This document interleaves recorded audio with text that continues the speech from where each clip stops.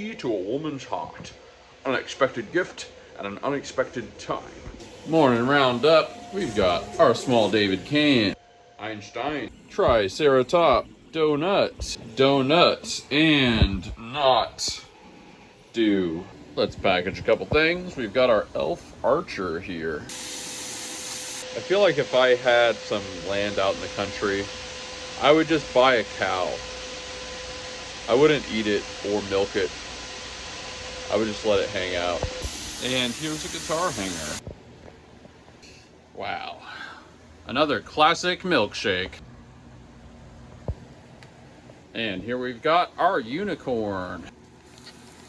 And it's time to ship off the bagel. Ooh, they're playing Triumph.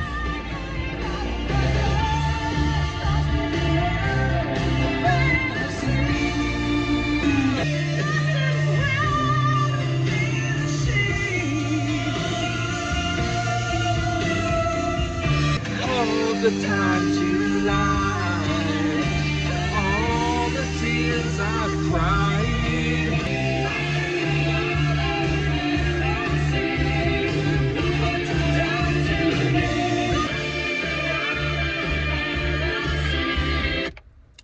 Triumph hitting the road again. I think it's got people a little hyped up. Americans will use anything other than the metric system. Triumph got me thinking about Rick Emmett, their guitarist. He's one of those guitarists. I mean, he's a super cool guy, as far as I can tell, and in person and as a instrumentalist. But he's very show-offy. He's definitely like the kind of guitarist that he's doing tricks up there. Triumph, being a Canadian power trio, gets compared to Rush a lot. And it's funny how many like weird coincidences there are. For one thing, both of their biggest albums came out in 1981. Both had predominantly black covers. I guess Moving Pictures is Rush's biggest album. Sometimes 2112 is like pretty big too. But anyway, biggest albums came out in 81. Both have blonde guitarists, and the other two guys are brunettes. The bassist has long hair. Then there are these inverted things, like in Rush, the bassist is the only one who sings. In Triumph, the bassist is the only one who doesn't sing. Triumph, the guitarist is kind of known as the mega musician, and the other two guys are solid, but not really that exceptional. Whereas in Rush, the bassist and the drummer were the ones that were like making all the top lists on musician magazines and things back in the day. That's not to say Alex is not a good guitarist. He's a very good guitarist, but you know, he just wasn't kind of like the person people thought of. Anyway, I was kind of asking myself, like, who do I really think is like a better guitarist? Rick Emmett from Triumph or Alex from Rush? It's very hard to say, but I kind of feel like they kind of have inverted roles. In a lot of bands where the guitarist is kind of the famous person, it's like the other instruments are kind of catering to guitar. You know, you get the impression the guitarist comes in, plays some stuff, and then the other guys are like kind of adding to it a little bit or framing it, making it a song. And it's like with Alex, if Alex from Rush, he seems more like the glue that was holding Neil and Geddy together in some way. It's like Geddy's doing all this busy stuff. Neil was pounding out these often pretty complex rhythms and stuff. When you have two people like that in your band, you really need the third guy to just be kind of chill. I feel like it was a little bit of the vibe of like Alex is there and they're like doing their stuff, and Alex is just like, well, what about this thing? And like, could you guys get down to this? And they're like all intense and they're like, oh, okay, yeah, we'll make that a song. You need a laid back dude if you're gonna have like two of the ultimate instrumentalists in your band. You can't all three be maniacs. That's probably what happened with Cream. It's like they were all just like, they named themselves Cream of the crop. Like that's why they named themselves that. You can't have that. Like you need one guy that's the peacemaker. Anyway, I've already shouted this out on the channel, but it's very cool that Triumph is doing one last tour. You'll love to see it. Just a better era of music in so many ways. We made some space this morning, if you know what I mean, and our curtains have arrived. So I think we're going to take the glorious step of hanging the curtains. However, I've taken the liberty of acquiring some very long foliage, and I think we're going to make some custom brackets to hang this with. You know, like we could go get curtains or curtain holders or something, but we can just print something. It'll probably not take very long. So I think we're gonna measure this and we're going to print it in black and let nature take its course. There we go, exclusive home. So exclusive that it was the cheapest option.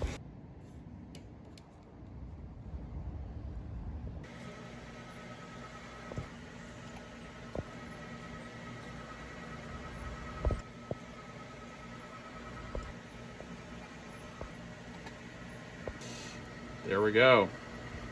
We'll print up a few of these and then we'll be ready to go. These guys should print up pretty fast. Time to package. We've got a David. And here we've got our big red chess piece. This is gonna fit the pole almost perfectly. I put a gap in it in case we need to soften it up and expand it out a little bit. Like, we're probably gonna make 3 of these. We're gonna put the first one there, and that's gonna be relatively snug. We're gonna put one somewhere in the middle and put one over there. The one in the middle, we're probably going to want the pole to be able to pass through with relatively little friction. This is our pole. It's basically 2 poles, and the one slides into the other.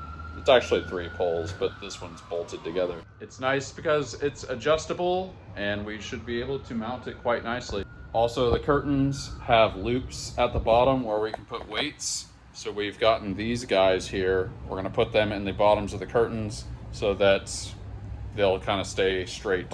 Now, we might need a sewing kit to sew the ends of the curtains shut so the poles don't fall out.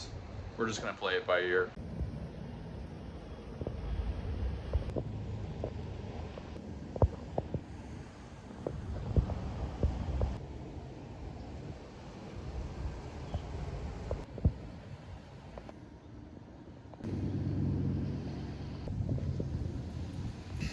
All right, we're gonna weight down the bottoms.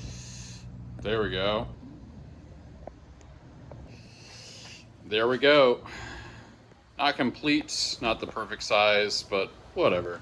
Pretty good. Not bad for 30 bucks. And we finally got the bread listed. Salmon.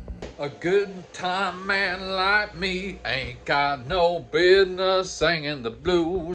It is time for the Scrabble turn. Okay, so unless I've miscounted, there are 2 words suggested that have the same letters. However, one of them does not use this. So what I kind of have informally decided is if there's a tie, we're going to pick the play that is probably strategically better for you guys. And in this case, Gary 7 gets the win.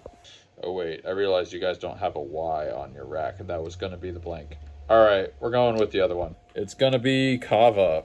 Yep, the play is Kava.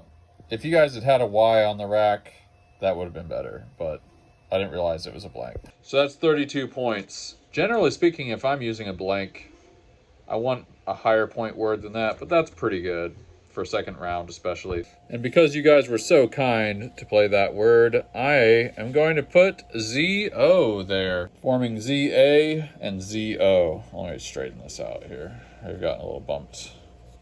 Yep. So that would be 61 points. Bam.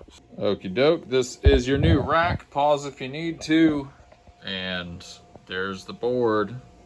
Still images will be in the Discord. Guy the Jedi played his turn here. BDA Studios. Functional prints for the win. I do feel like a winner. Lena May 33. I think this is a new one. Soval question mark. Yeah, we should get to that. Well, what am I grateful for today? I'm feeling pretty good about my somewhat enclosed porch. It was also nice to sell the bagel today. It's about one of the quickest turnarounds I've gotten. Plus, I looked and that listing has gotten a lot of views. So that is a good feeling. Yep, It's going to be a good sleep tonight. Nice and tired. But that's what I'm grateful for today. Tell me in the comments what you are grateful for and your guesses or your candidates for the Scrabble turn. You guys are the best. Thanks for taking the journey with me. And you know we will have a new episode for you as soon as tomorrow. Catch you guys on the flip side. Peace out. First bass line for the new song. Crap.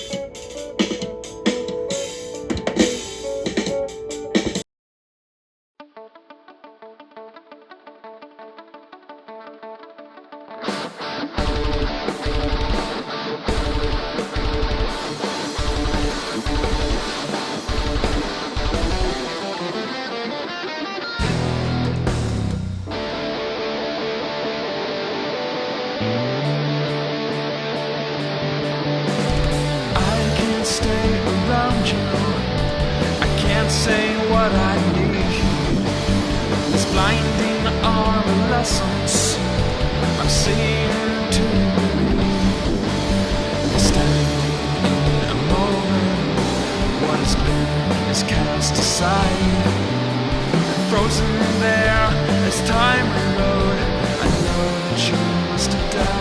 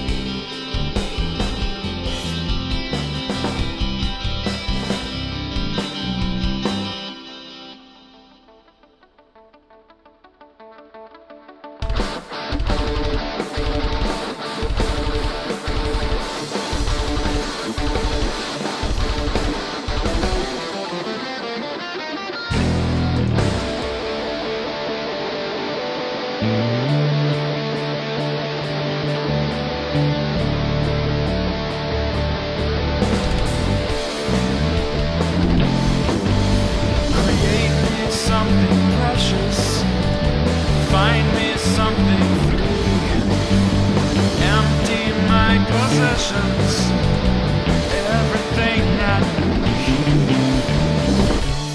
through emotions, and we're all going to die. So leave me something precious, another sunlight.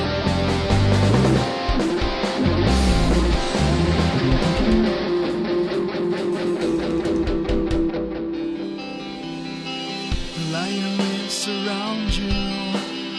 Open up your light, time to say Auf Wiedersehen.